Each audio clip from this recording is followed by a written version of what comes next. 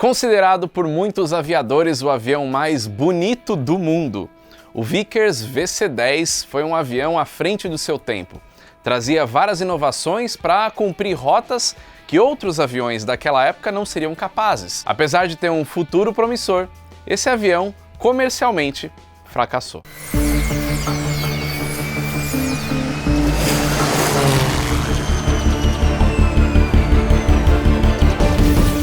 Fala pessoal do Aero, tudo bem? Ao longo da história aqui do Aero por Trás da Aviação, eu fiz vários vídeos falando de aviões que tiveram muito sucesso e aviões que fracassaram por algum motivo na aviação. E é triste dizer que um avião tão bonito, tão diferente, tão único quanto o Vickers VC-10 também foi um fracasso comercial.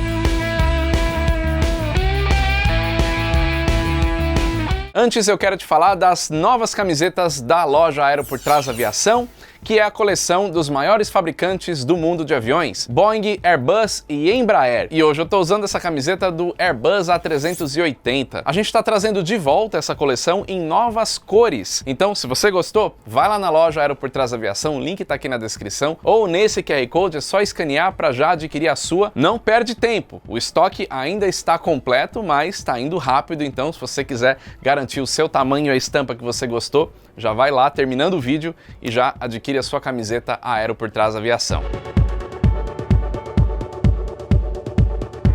Falando um pouco da história da aviação comercial a jato, o primeiro avião comercial com esse tipo de motor foi o Comet, avião fabricado pelo Reino Unido lá ainda na década de 40. Esse aí foi um desastre total e tem vídeo no Aero explicando o porquê.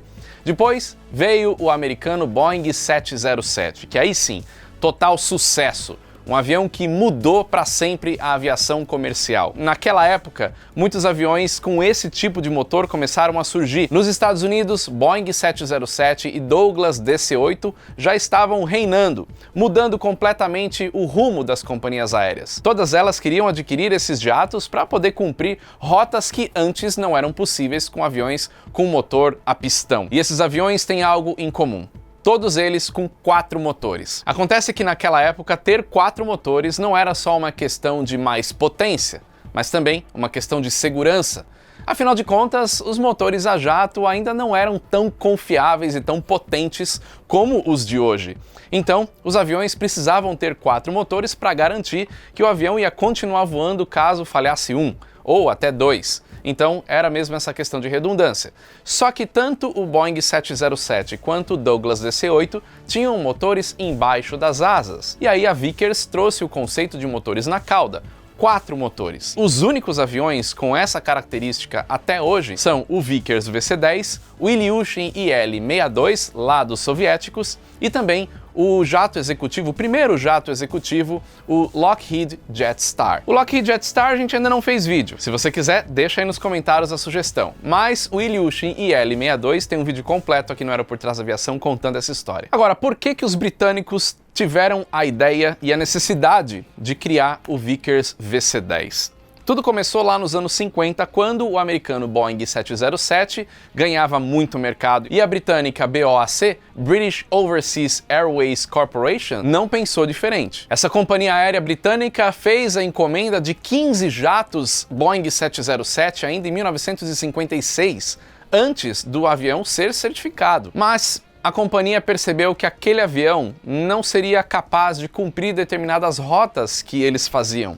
Rotas para o Oriente Médio, para a Ásia e para a África, por causa de sua performance, que consumia muita pista para decolagem, principalmente em aeroportos com altitudes elevadas e temperaturas altas. O avião teria que ser de longo alcance, capaz de operar em pistas curtas, aeroportos despreparados, em regiões com alta temperatura e altas altitudes, como os aeroportos de Kano, na Nigéria, e Nairobi, no Quênia. Mas e aí? Lá na década de 50, qual opção além do Boeing 707 existiria? Lembrando que esse era o primeiro jato comercial de sucesso no mundo. O Reino Unido, como era um país com uma indústria aeronáutica forte, tinha condição de suprir essa demanda de uma companhia aérea como a BOAC. Então, essa empresa recorreu aos fabricantes daquele país para desenvolver um novo avião que fosse capaz de fazer aquilo que eles precisavam. Um avião que fosse capaz de operar em locais mais precários, como Kano, na Nigéria, ou Nairobi, no Quênia. A ideia dos britânicos era desenvolver um jato superior àquilo que era o Boeing 707 e o Douglas DC-8. Então, a Vickers, fabricante britânica, começou a correr atrás disso em 1957. O objetivo era atender todas as necessidades da companhia BOAC, uma missão que parecia praticamente impossível. Afinal de contas, esse era um avião que podia ser o sonho de toda a companhia aérea. Um avião rápido, confiável, seguro, que pudesse operar em locais mais precários. E detalhe, que ele pudesse cumprir distâncias, voos mais longos. Porque vale lembrar que naquela época também já tinham outros aviões a jato surgindo, mas aviões regionais, como o Caravelle, por exemplo. Outras fabricantes britânicas também tentaram correr atrás para o desenvolvimento desse novo avião. A de Havilland, fabricante do Comet, tentou evoluir com esse avião e criar o DH-118 e a Handley Page o HP-97, mas esses dois projetos nunca saíram do papel. Claro que para desenvolver um novo avião, ainda mais naquela época onde tudo era muito novo nesse tipo de aviação, a Vickers desenhou vários conceitos. Até então, nenhum que se parecesse com aquilo que viria a ser o VC-10, um avião com asa limpa, cauda em T e 4 motores na cauda. Lembrando que esse conceito de motores na cauda não era algo totalmente novo, porque o francês Caravelle já tinha os 2 motores na cauda, mas se tratava de um avião menor, né? Então colocar mais 2 motores na cauda, aí sim seria um negócio revolucionário. Definindo todo esse conceito, esse modelo chamaria Vickers 1101, que depois passaria para VC-10. V de Vickers e C de Commercial. Agora, por que essa história de colocar os 4 motores na cauda se os principais concorrentes tinham motores embaixo das asas? O objetivo principal era asa limpa. Ou seja, uma asa que pudesse ter uma aerodinâmica melhor. Os motores na cauda também representam uma menor assimetria no caso de pane de motores em algum dos lados, porque a distância entre esses motores é menor. E também, como a gente está falando num avião para operar em pistas precárias, que pode ter algum tipo de resíduo, detrito, o famoso FOD, então, motores mais altos, mais protegidos ali na cauda, significam uma menor possibilidade de ingestão de qualquer coisa. Ah, e vale lembrar o seguinte, motores na cauda também tornam a cabine de passageiros mais silenciosa, então mais conforto. Com essa proposta em mãos, a companhia britânica BOAC gostou da ideia e já logo de cara encomendou 35 unidades desse novo avião. Isso aconteceu em janeiro de 1958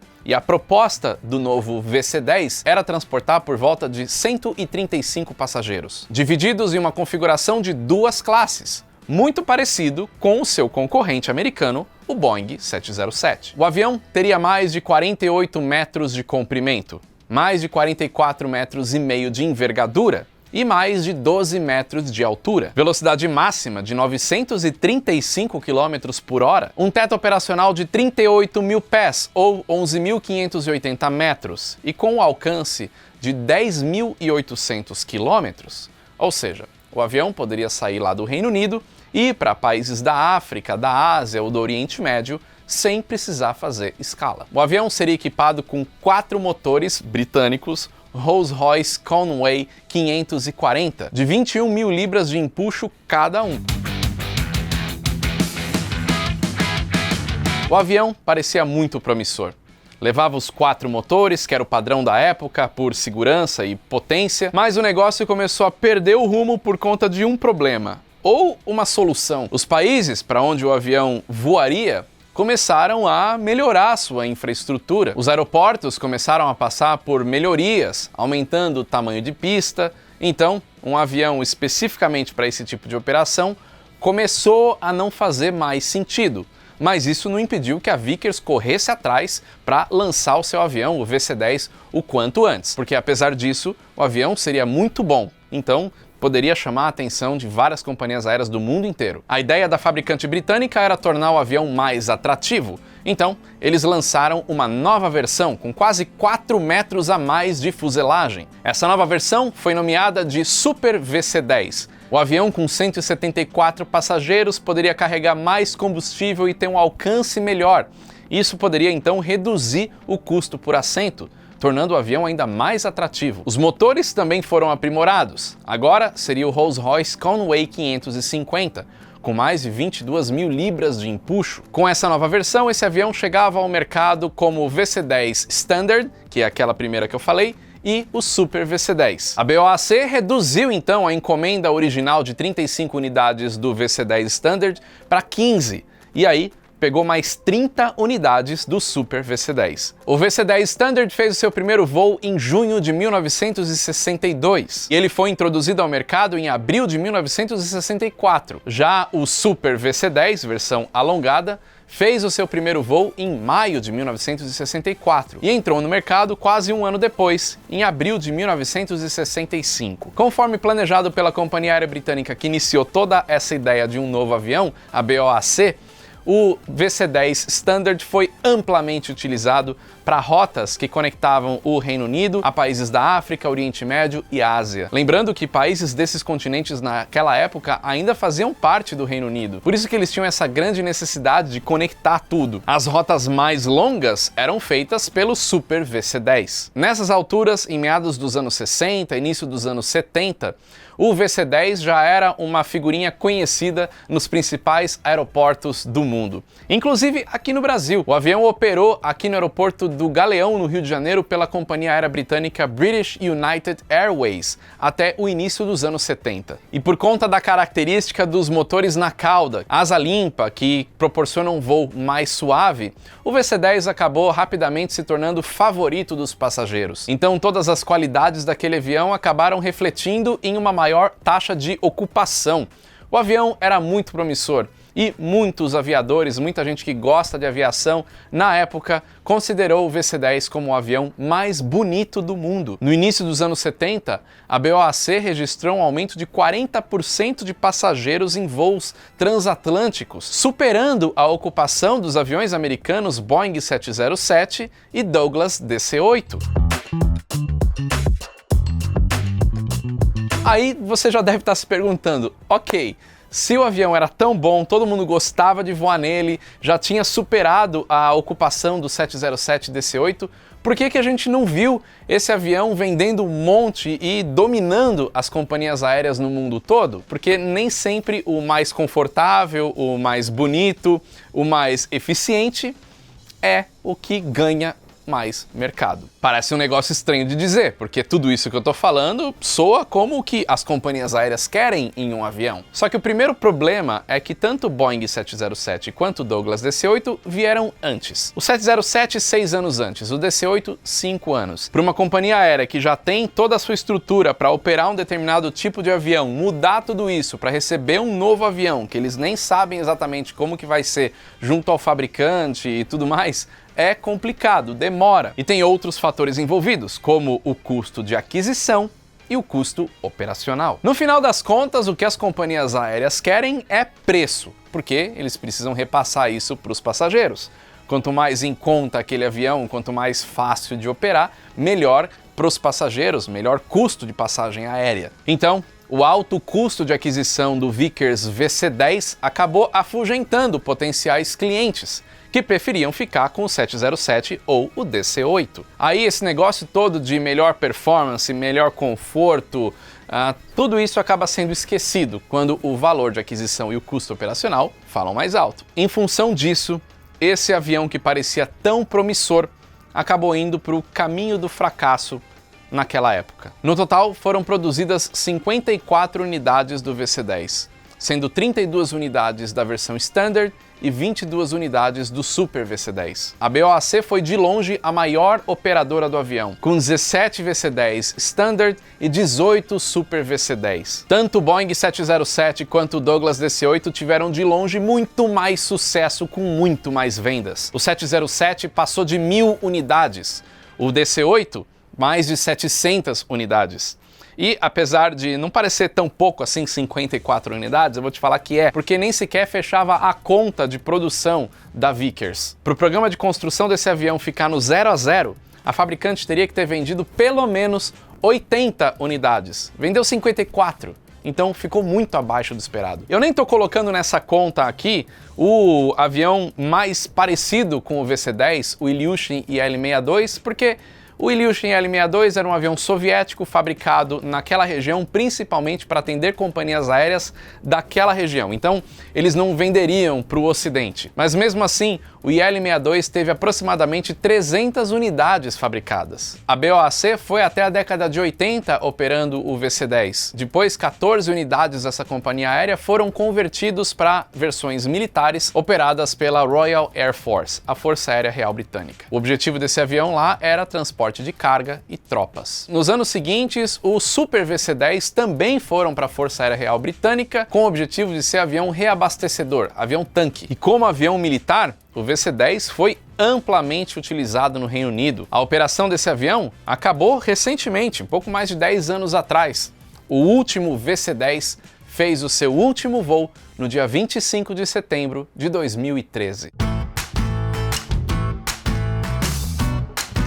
Então, essa é a história do famoso avião quadrimotor, 4 motores na cauda, um dos 3 únicos aviões desse tipo no mundo. Tá aí, né? Você que gosta do VC-10, queria saber mais a história desse avião que chama tanto a atenção, que até hoje ainda é queridinho por muitos aviadores, muita gente que gosta de aviação, tá aí, que infelizmente acabou não indo para frente, mostrando que beleza, performance, conforto para passageiros não determina exatamente o sucesso de um avião. No final das contas, o valor é o principal fator determinante para saber se um avião vai ter sucesso ou não.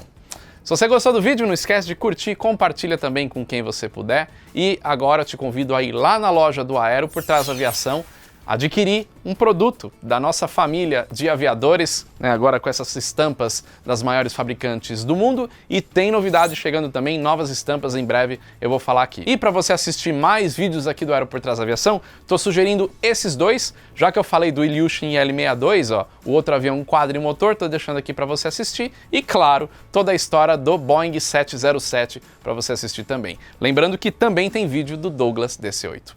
É isso aí, valeu! E até o próximo vídeo.